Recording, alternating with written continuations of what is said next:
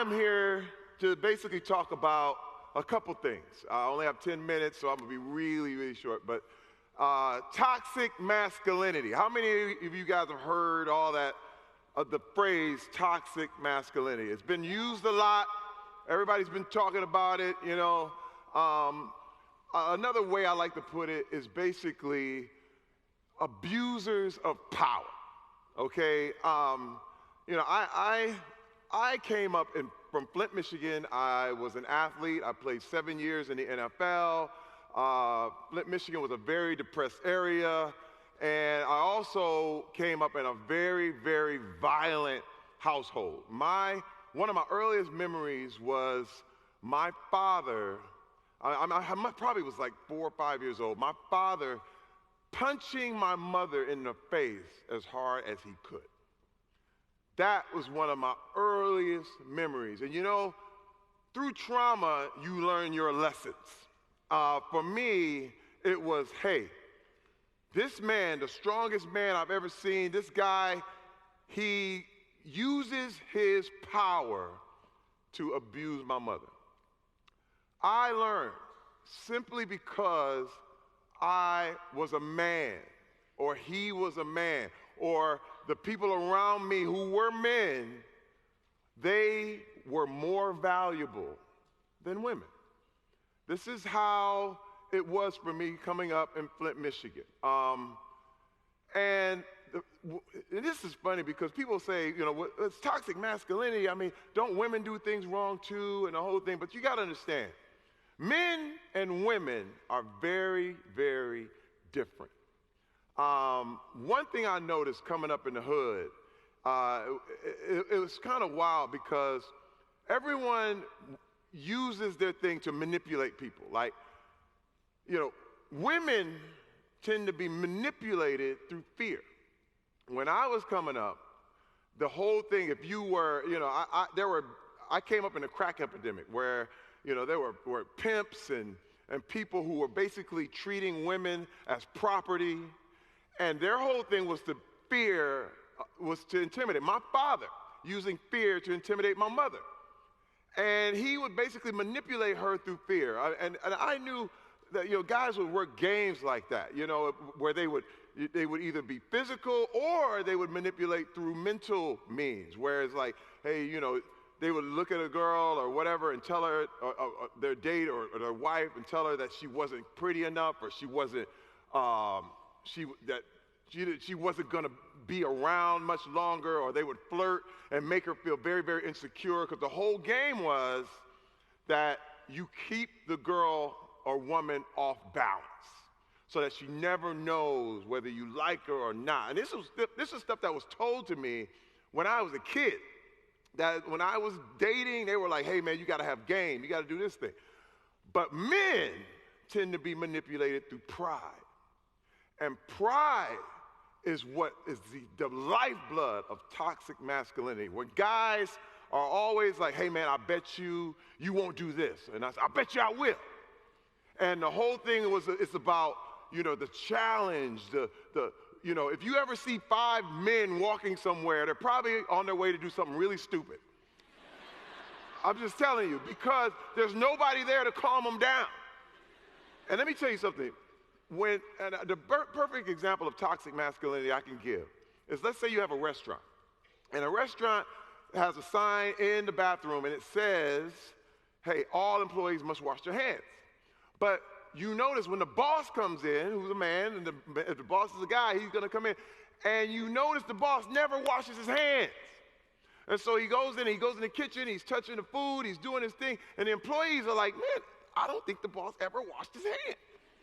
So what happens is somebody has to tell him, and it's usually the manager, and they tell the manager to go over there and tell him, and the whole deal, and all of a sudden, the manager goes over to him, he says, boss, I'm so sorry, we noticed you didn't wash your hands. Could you please wash your hands? And the boss says, oh, yeah, thank you for telling me. You're fired. Then all the employees immediately know, never ever confront the boss about anything. Now you have slipped into a toxic environment very, very slowly. All all the employees are now behind enemy lines. Now they are, if you ever come up to the boss and say anything to him, you are now at risk. You are now a problem that needs to be eradicated instead of an employee that has good suggestions. And I'm trying to tell you, I was a part of this. I was guilty. I believe because I was a man, I was more valuable. And it was my way or the highway with my own family. And I developed so many bad things that I had to totally eradicate in my life. I had to go to rehab to beat a pornography addiction. There were other things in my life that I knew because of this masculinity issue, this pride issue that did not allow me to hear the truth. It totally, and I'm gonna tell you, man, you guys are young. You guys are the future. The way I came up, you know, when I was young, it was like, hey man, nobody wanted to hear me. They were like, just be quiet, you don't know what you're talking about. But I'm here to tell you that you do know. I'm here to tell you that all the young people in here, you know the answer.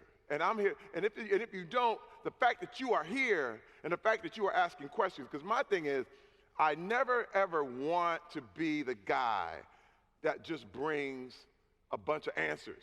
I want to be the guy who brings more questions. Because through those questions, thank you. Through those questions, that's where you're going to really figure out the best way. Because let me tell you, one day is one way and the other day is another way. Now, I also want to bring up the Me Too thing. Because being a card-carrying member, ex-member of the cult of masculinity, I was able to recognize when my lines got crossed. There was the head of the motion picture department at my agency, WME, a guy named Adam Bennett, came up to me in the middle of a party when I was with my wife. And this was 2 years ago. I was already successful, already done movies, already on Brooklyn Nine-Nine, already doing this stuff. And he walks over to me and he gropes my genitals at a party. And I'm sitting here going, what in the world? Now, I pushed the guy back. I'm like, what is happening? I don't even understand it. Now, I didn't even met the guy. I didn't even know the guy. He worked at my agency, but I didn't know him. But I'm like, what is this dude's problem? So he comes up to me, and then I push him back. He comes back to me again and does it again. I'm like, whoa. Whoa, now, my first thing is to kill him. You know what? I'm sorry. I can do that. I'm 240 pounds. I got a lot of muscle. I can handle it. The masculinity part is like, yo, wait a minute. But then I had to think, wait a minute. I am a black man in America. Wait a minute. He is a very, very rich, successful white man. This is his party. If I hit him, what's going to happen to me? Now we're talking about a power dynamic. Most of these things don't deal with sex. The whole Me Too thing is never about sex. It's about power. It's about people who want to manipulate and use their power and abuse their power. That's what it's about.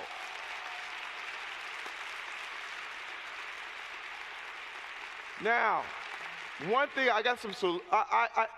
this is the thing, I have a theory. I have a total theory.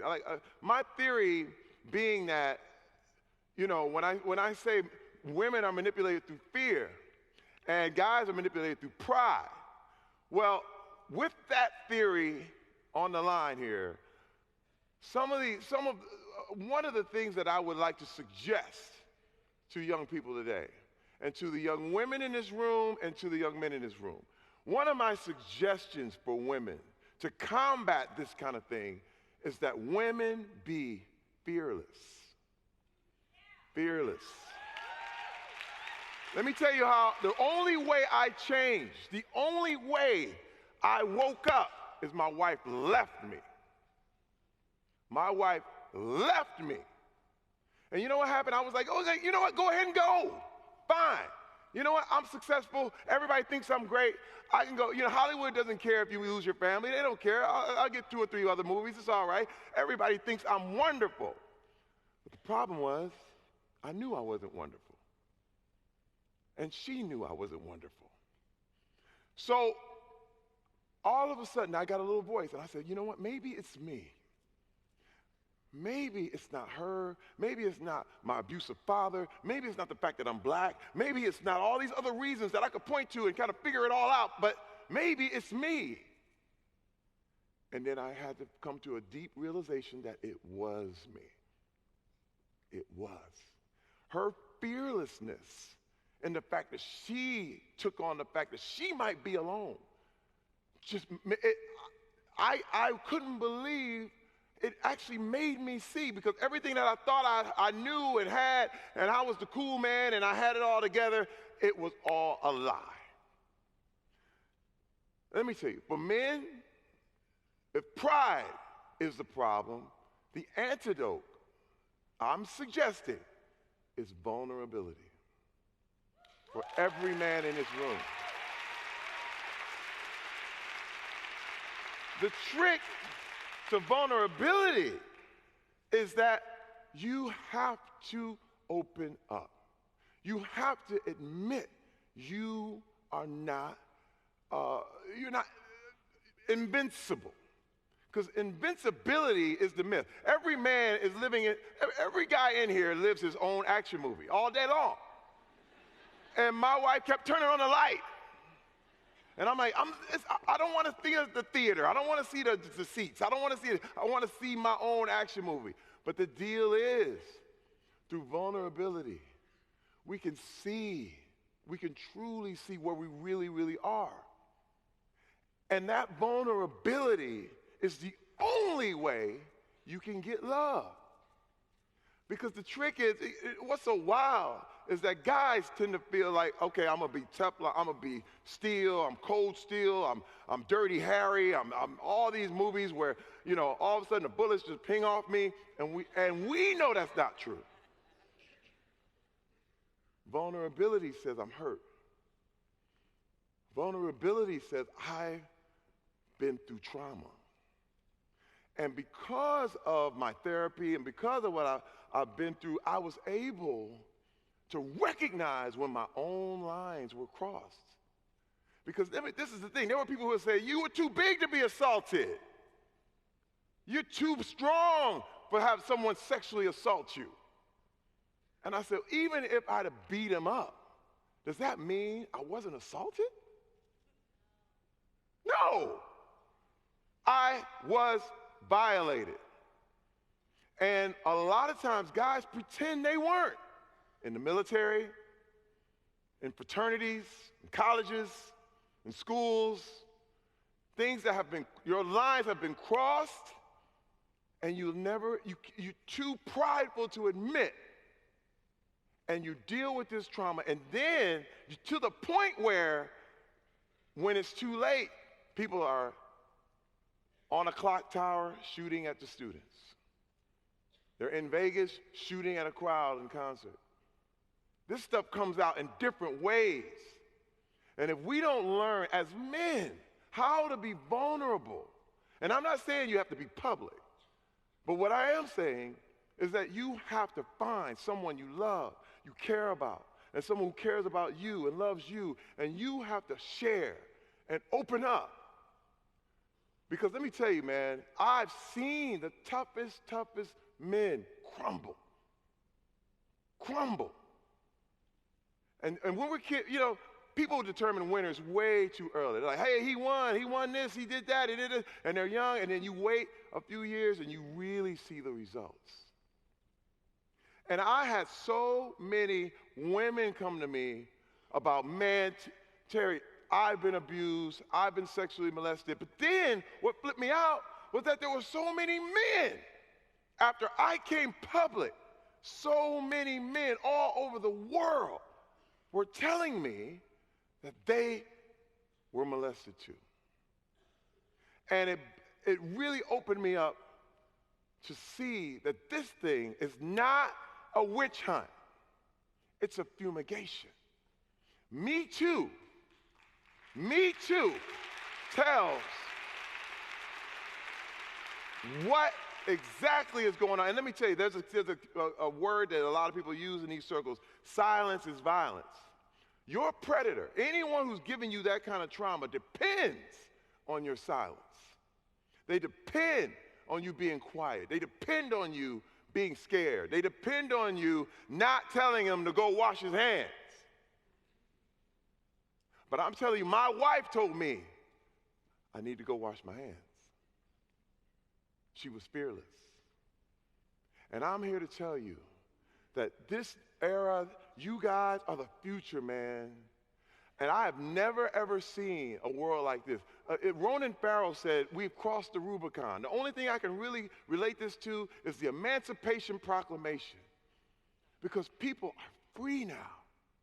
But remember, right after that, if you look at, I'm just going off American history. I know I'm all over the world right now.